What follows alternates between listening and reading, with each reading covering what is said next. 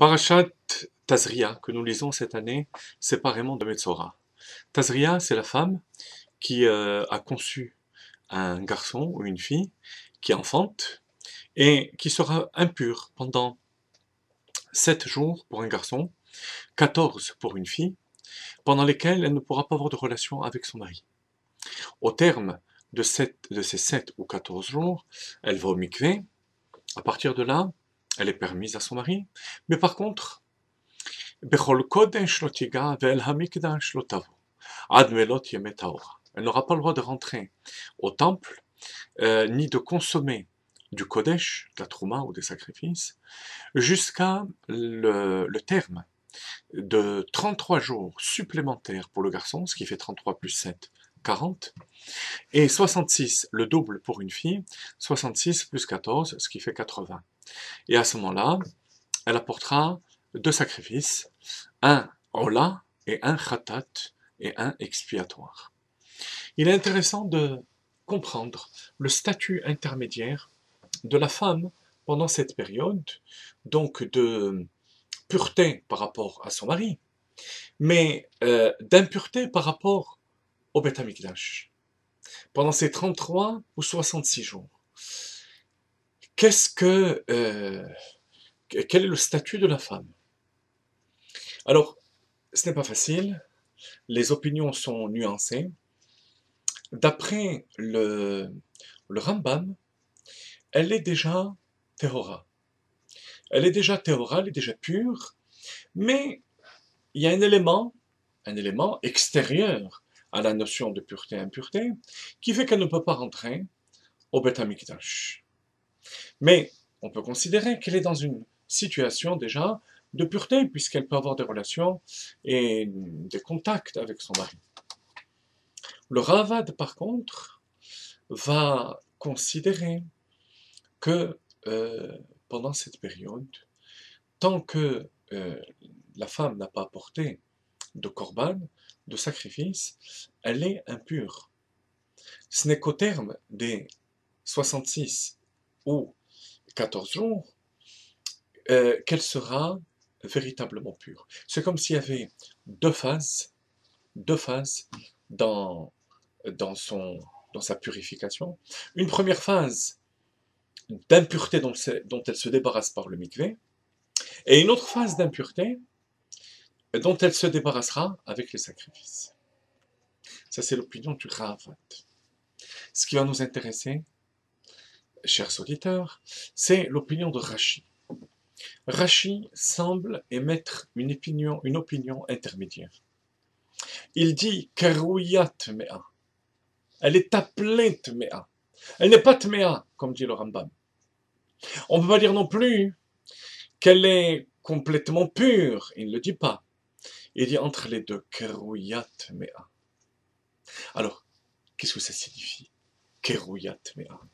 Qu'elle est appelée Tmea et quelle est l'implication concrète de cette définition de Rashi. Pour comprendre cela, il va falloir comprendre un autre élément que je vous ai cité déjà, c'est ce sacrifice expiatoire. Pourquoi est-ce que la femme qui a enfanté a-t-elle besoin d'apporter un sacrifice expiatoire? Quelle faute a-t-elle commise? Rashi ne nous en parle pas. Et vous savez bien que lorsque Rashi ne nous parle pas d'un problème, c'est qu'il a déjà été résolu. On en a déjà parlé. Il suffit simplement de faire marcher sa mémoire.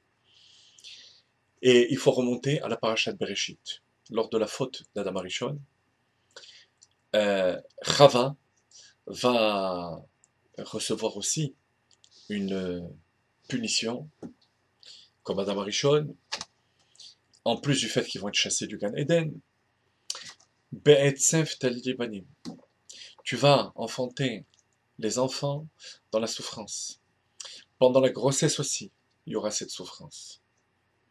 Et de génération en génération, chaque femme subit cette souffrance qui est en quelque sorte le tikkun, la réparation de la faute de l'arbre de la connaissance.